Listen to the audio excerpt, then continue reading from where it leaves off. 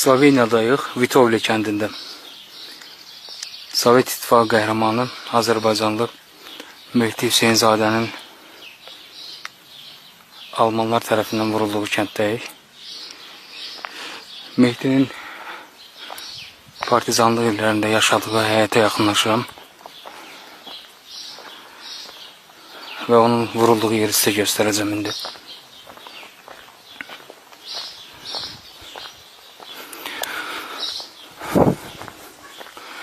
Qarşı tərəfdə it var, həyətin qabağında it var. 2 dənə it var açıqda, ora keçmək mümkün deyil. Qonşuların sözlərinə görə Mehdi bax bu gördüyünüz evdə yaşayıb, partizanlıq illərində. Bax bu gördüyünüz evdə.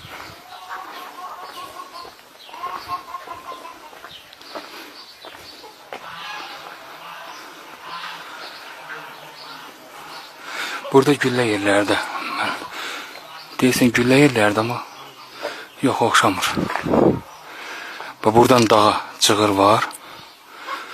Bu da yuxarı həyətidir. İndi aparacam sizi Mehdinin vurulduğu yerə. Bəli, Mehdinin yaşadığı ev bu evdir. Çalışacağım qarşı tərəfdən də.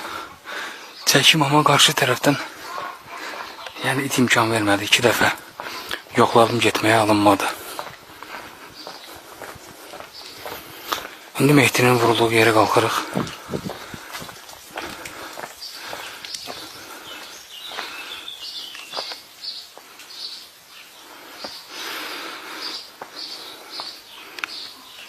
Videoda düşmür, iyilər düşmür. Burada kəndə aid spesifik iyi gəlir. Yəni peyin iyi, malqara iyi. Bəli, buradan qalxırıq yuxarı. Biraz qabaqda Mehdinin vurulduğu yerdir. Əfsanəvi Mixailo. Bunlar qonşulardır, onları bizə göstərdilər. Gəldik, göstərdilər. Sağ ol. Bunlar qonşulardır.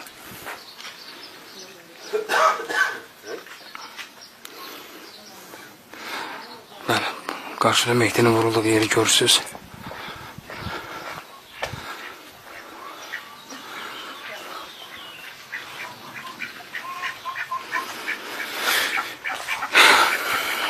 Mixailo burada vurulub 2 noyabr 1944-cü ildə. Burada Sloveniyanın dilində yazılıb. На том месте уже 2-11-44 затребовал свое живление народный герой Советского Союза Mehdi Hüseynov Mixailo, diversant in observas iz 9-cu korpusdan. 83-cü ilin 3 iyulunda Krayani in Novagorica 2017-ci il may ayında Azərbaycan Respublikası tərəfindən nəsə yəqin bu kiçik bir xatirə lövhəsi qoyulub. Bəli, bu Mehdinin belə deyək qəbridir. Uyuduğu yerdir. Burada həmin müharibədən qalan tank gilizləri, böyük qəlpə gilizləri qoyulub.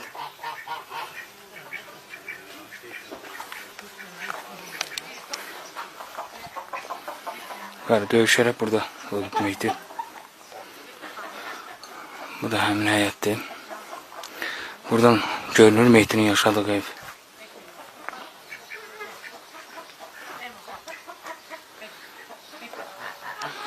Əfsanəvi Mixailo. Vətən uğrunda şəhid olduğu yer.